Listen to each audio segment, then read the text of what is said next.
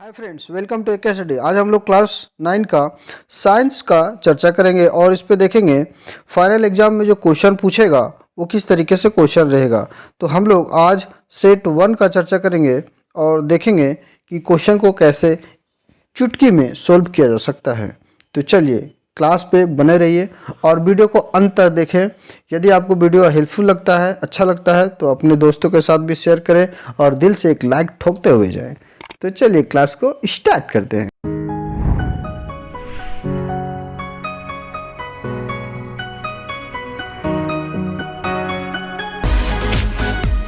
मेरे बच्चों, question number 1 में लिखा हुआ है निम्न में कौन सदिश राशि नहीं है। तो आपको बताना है सदिश राशि क्या नहीं है। तो मेरे बच्चों, एक ट्रिक है सदिश राशि याद करने का। जहाँ पे भी आपको वाह दिखे वो सदिश राशि होगा, लेकिन कुछ एक्सेप्शन भी है जिसका लिस्ट आप यहाँ पे देख सकते हैं। तो इसका ऑप्शन हो जाएगा डी, दूरी। जो दूरी है वो सदिश राशि नहीं है, यानी अदिश राशि है। तो इस तरीके से इसका आंसर हो जाएगा option number D. Question number 2 की तरफ बढ़ते हैं धीरे धीरे।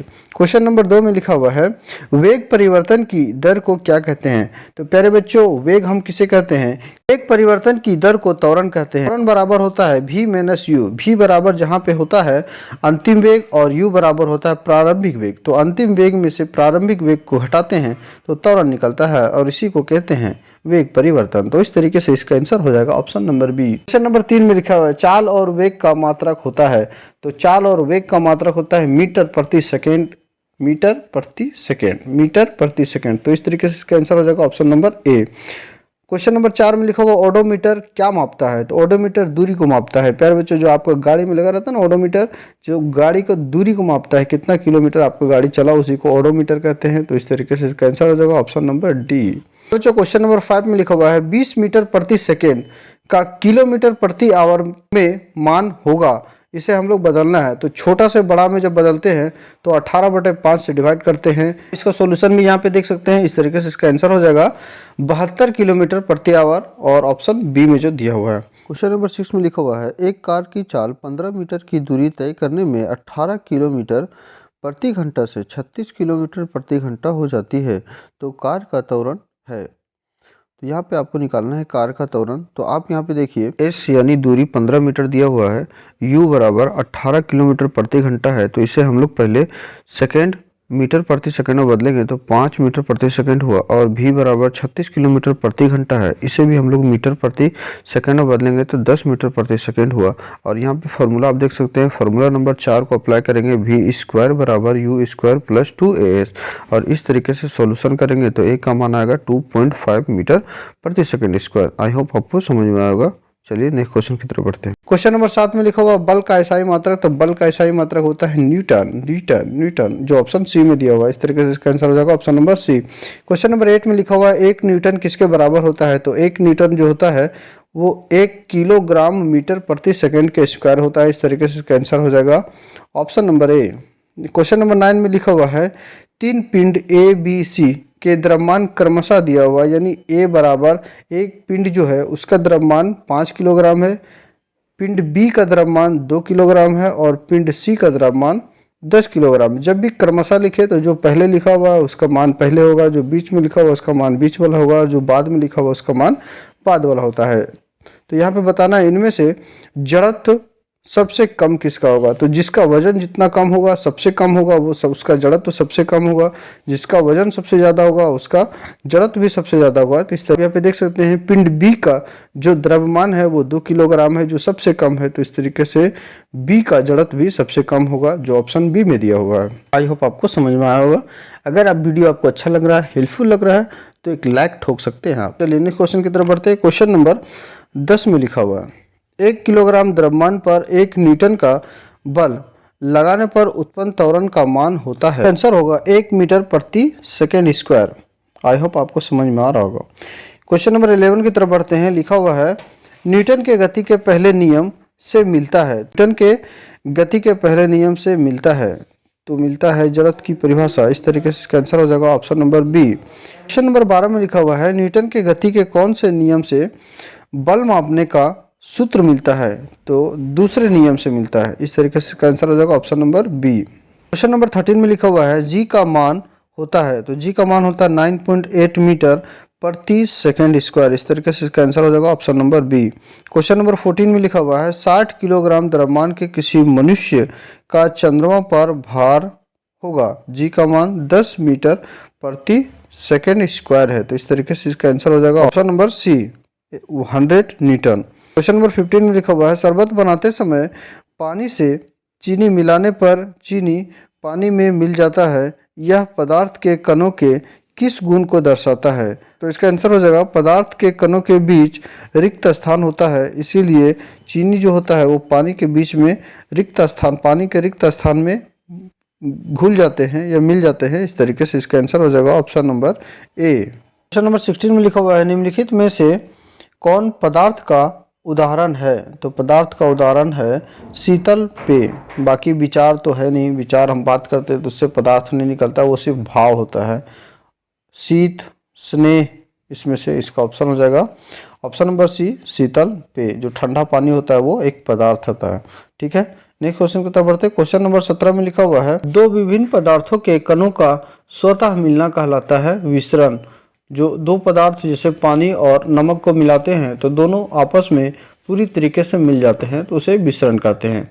इस तरीके से इसका आंसर हो जाएगा option number A. Question number 18 में लिखा हुआ है किसी तत्व की द्रव्यमान प्रति इकाई आयतन को क्या कहते हैं। तो इसे घनत्व कहते हैं। इस तरीके से इसका आंसर हो जाएगा option number A. Question number 19 में लिखा हुआ है 2 ग्राम हाइड्रोजन 16 ग्राम ऑक्सीजन के साथ मिलकर 18 ग्राम जल का निर्माण करता है, यह किस नियम को प्रदर्शित करता है। द्रव्यमान संरक्षण का नियम को प्रदर्शित करता है। इस तरीके से इसका आंसर हो जाएगा ऑप्शन नंबर ए।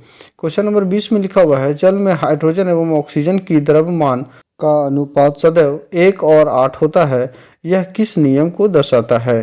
तो ये अस्थिर अनुपात के नियम को दर्शाता है। इस तरीके से इसका आंसर हो जाएगा ऑप्शन नंबर बी। परमाणु त्रिज्या को किस मात्रक में नापते हैं। तो इसके त्रिज्या को हम लोग नैनोमीटर में मापते हैं। इस तरीके से इसका आंसर हो जाएगा ऑप्शन नंबर ए। परमाणु द्रव्यमान को किस इकाई में नापते हैं। तो जब परमाणु द्रव्यमान की बात करता है तो इसे हम लोग यू से मापते हैं। इस तरीके से इसका आंसर हो जाएगा option number D. Question number 23 में लिखा हुआ है किसी पदार्थ का सूक्ष्मतम कण जो स्वतंत्र रूप में रह सकता है क्या कहलाता है। तो ये अणु कहलाता है। इस तरीके से इसका आंसर हो जाएगा ऑप्शन नंबर बी। जल की परमाणुकता कितनी होती है। तो जल की परमाणुकता 3 होती है, क्योंकि जल का सूत्र होता है H2O, हाइड्रोजन का 2 परमाणु और ऑक्सीजन को 1 परमाणु, दोनों मिलाने के बाद 3 परमाणु होता है। इस तरीके से इसका आंसर हो जाएगा option number C. Question number 25 में लिखा हुआ है निम्नलिखित में से किस यौगिक की परमाणुकता 5 है। इसका आंसर हो जाएगा कैल्शियम कार्बोनेट। कैल्शियम कार्बोनेट की परमाणुकता 5 है। आप यहाँ पे सूत्र में भी देख सकते हैं। नेक्स्ट क्वेश्चन की तरफ बढ़ते हैं। क्वेश्चन नंबर 26 में लिखा हुआ है कैल्शियम हाइड्रोक्साइड का सूत्र है। कैल्शियम हाइड्रोक्साइड का सूत्र होता है CaOH2। इस तरीके से इसका आंसर हो जाएगा option number B. Next question की तरफ बढ़ते हैं। क्वेश्चन नंबर 27 में लिखा हुआ है नाइट्रिक अम्ल का आणविक द्रव्यमान ज्ञात कीजिए। 63 होता है। इस तरीके से इसका आंसर हो जाएगा option number A. Question number 28 में लिखा हुआ है कोशिका की खोज किसने की थी। तो कोशिका की खोज रॉबर्ट हुक ने किया था 1665 ईस्वी में।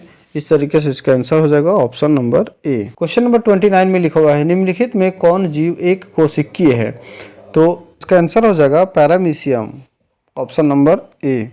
क्वेश्चन नंबर 30 में लिखा हुआ है पादप कोशिका की सबसे बाहरी परत क्या कहलाती है। तो यहाँ पे आप देखिए पादप कोशिका की बात कर रहा है, तो पादप कोशिका की सबसे बाहरी परत को कहलाता है प्लाज्मा झिल्ली। प्लाज्मा झिल्ली जो ऑप्शन नंबर ए में दिया हुआ है। नंबर 31 में लिखा हुआ है कोशिका भित्ति बनी होती है। तो जो कोशिका भित्ति बनी होती है वह सेलुलोज की बनी होती है, जो ऑप्शन नंबर आपको सी में दिया हुआ है। नेक्स्ट क्वेश्चन की तरफ बढ़ते हैं। क्वेश्चन नंबर 32 में लिखा हुआ है कोशिका झिल्ली का कोशिका के बाहर से अपने भोजन तथा अन्य पदार्थों के ग्रहण करने की प्रक्रिया को क्या कहते हैं। तो इससे कहते हैं इंडोसाइटोसिस। इंडोसाइटोसिस जो ऑप्शन नंबर बी में दिया हुआ है। इस तरीके से आंसर हो जाएगा option number B. Question number 33 कोशिका में आनुवांशिक गुणों का सूचना कहाँ होती है। तो गुण सूत्र में होता है। इस तरीके से इसका आंसर हो जाएगा ऑप्शन नंबर डी। लाइसोसोम कौन बनाता है। तो लाइसोसोम गाल्जी उपकरण बनाता है। इस तरीके से इसका आंसर हो जाएगा option number D. Question number 35 में लिखा हुआ है किसी विशेष कार्य को करने के लिए कोशिका एक विशेष समूह बनाती है, इस समूह को क्या कहते हैं? तो इस समूह को उत्तक कहते हैं। जैसे हाथ की सारी कोशिकाएं एक साथ मिलता है और एक काम करने के लिए निश्चित होता है तो उसे उत्तक कहते हैं। कोशिकाओं को समूह को उत्तक कहते हैं। आई होप आपको समझ में आएगा। नेक्स्ट क्वेश्चन की तरफ बढ़ते हैं। क्वेश्चन नंबर 36 में लिखा हुआ है तना के शीर्ष स्थल भाग में कौन उत्तक पाया जाता है? तो शीर्ष विभाज्य उत्तक पाया जाता है, जो ऑप्शन ए में दिया हुआ है। नेक्स्ट क्वेश्चन की तरफ बढ़ते हैं। क्वेश्चन नंबर 37 में लिखा हुआ है पौधों में पत्तियों द्वारा बने हुए भोजन का संवहन पौधों के सभी भागों में कौन उत्तक करता है? तो जब भोजन की बात करेगा प्यारे बच्चों तो फ्लोएम करता है, जो पानी की बात करेगा तो जाइलम करता है। तो इस तरीके से इसका आंसर हो जाएगा option number B. Question number 38 में लिखा हुआ है अस्थि एवं मांसपेशियों को जोड़ने वाली रचना है, उसे क्या कहते हैं? तो उसे टेंडन कहते हैं। इस तरीके से इसका आंसर हो जाएगा option number B. Question number 39 में लिखा हुआ है नारियल के रेशे में कौन उत्तक पाया जाता है? स्क्लेरेनकाइमा। इस तरीके से इसका आंसर हो जाएगा ऑप्शन नंबर सी। अस्थि एक उत्तक है, अस्थि एक संयोजी उत्तक है। इस तरीके से इसका आंसर हो जाएगा ऑप्शन नंबर ए। तो आई होप आपको वीडियो अच्छा लगा होगा, हेल्पफुल लगा होगा। तो वीडियो को एक लाइक ठोकते हुए अपने दोस्तों के साथ शेयर करें। प्यारे बच्चों, सभी क्लास के वीडियो चैप्टर वाइज देखने के लिए हमारे चैनल को सब्सक्राइब करें, साथ ही बेल आइकन को ऑन कर लें। उसके बाद एक के स्टडी को टच करें, उसके बाद आप होम पेज पर आ जाएंगे। होम पेज में आने के बाद प्लेलिस्ट को टच करें। प्लेलिस्ट को टच करेंगे तो यहाँ पे क्लास वाइज वीडियो को अपलोड किया गया है, उसे आप पूरे चैप्टर वाइज देख सकते हैं। Thanks for watching. एक के स्टडी ऑलवेज विथ यू।